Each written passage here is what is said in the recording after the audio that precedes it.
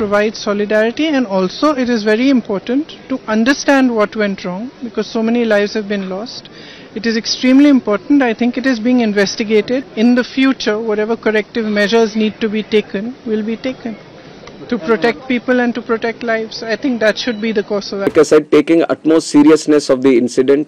See, the composition of the high-level committee involves people from various backgrounds, and the people we feel who can bring in a lot of expertise and value to the committee, which is going to investigate in a holistic way into the incident. And we have put a time limit of 3 months for them to sit down, talk to various stakeholders, and involve and discuss with any other important expert that is necessary as per their investigation, including the ICAO.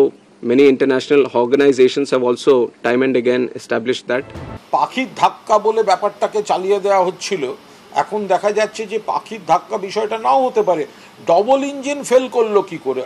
আধুনিক প্রযুক্তির শক্তিশালী ইঞ্জিনের বিমান একসঙ্গে মাটির উপরে উঠতেই take off করতেই ডবল ইঞ্জিন ফেল।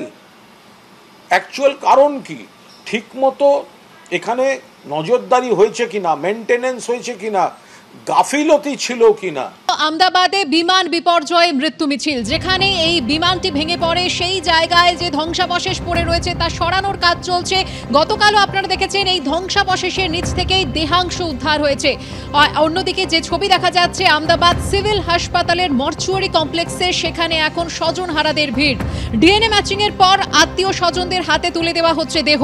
শনিবার রাত থেকেই শুরু হয়েছে দেহ হস্তান্তরের কাজ।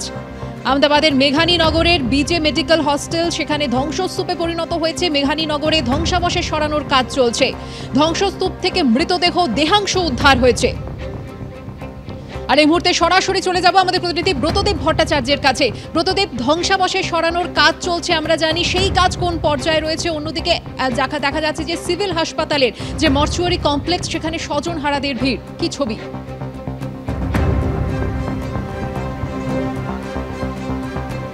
দেখো, আজকে এই নিয়ে তৃতীয় দিন একদিকে তদন্ত চলছে যে কিভাবে এই দুর্ঘটনাটি ঘটলো, তার পাশাপাশি ধ্বংসাবশেষ সরানোর যে কাজ সেটাও কিন্তু জোর কদমে চলছে।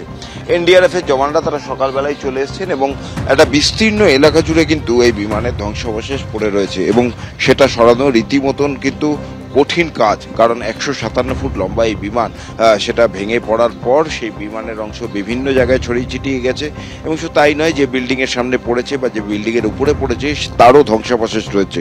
সেই বিল্ডিংয়ের ধ্বংসাবশেষ সরিয়ে তারপর বিমানের যে ধ্বংসাবশেষ সেটা সরানোর কাজ গতকাল থেকেই শুরু হয়েছে এবং সামান্য কিছু অংশ সবে মাত্র সরানো গিয়েছে। তো গতকাল ওই হোস্টেলের যে ক্যান্টিন বিল্ডিং তার উপরের থেকে বিমানের যে পিছনের অংশটি সেটা নামানো হয়েছে, তো সেটি এখনও এই দুর্ঘটনাস্থল থেকে সরিয়ে নিয়ে যাওয়া সম্ভব হয়নি।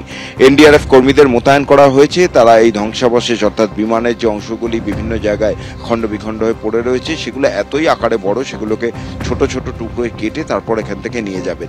গতকাল পর্যন্ত ফরেনসিক বিশেষজ্ঞরা এই ধ্বংসাবশেষের থেকে নমুনা সংগ্রহের কাজ করেছেন এবং ফরেনসিক বিশেষজ্ঞদের নমুনা সংগ্রহ হয়ে যাওয়ার পর তারপরেই কিন্তু এই ধ্বংসাবশেষ সরানোর কাজ শুরু হয়। গতকাল ওই ক্যান্টিন বিল্ডিং এর উপরে যে বিমানের যে পিছনের অংশটি ছিল সেখান থেকে দেহাংশ উদ্ধার হয়েছে এবং স্থানীয়রা বলছেন যে ওই বিল্ডিং এর যে ধ্বংসাবশেষ রয়েছে, অর্থাৎ বিমানটি যে বিল্ডিং এর ওপর পড়েছিল, যেখানে পিছনের অংশটি ছাদের উপর আটকে ছিল আমরা দেখেছি, সেই বিল্ডিং এর মধ্যে এখনো অনেক দেহাংশ থাকতে পারে। হাওয়া দিলে পরেই কিন্তু সেখান থেকে দুর্গন্ধ আসছে এবং স্থানীয়রা বলছেন যে সরকার কিন্তু মৃতের সংখ্যা সঠিকভাবে জানাচ্ছে না, মৃতের সংখ্যা কিন্তু চাপা হচ্ছে, এই অভিযোগ রয়েছে স্থানীয়দের। কিন্তু তার পাশাপাশি এটা দেখা যাচ্ছে যে এনডিআরএফ এসডিআরএফ কর্মীরা তারা কিন্তু যুদ্ধকালীন তৎপরতাই এই ধ্বংসাবশেষ সরানোর কাজ করছে, কিন্তু যথেষ্ট কঠিন কাজ এবং রীতিমতন হিমশিম খেতে হচ্ছে তাদের।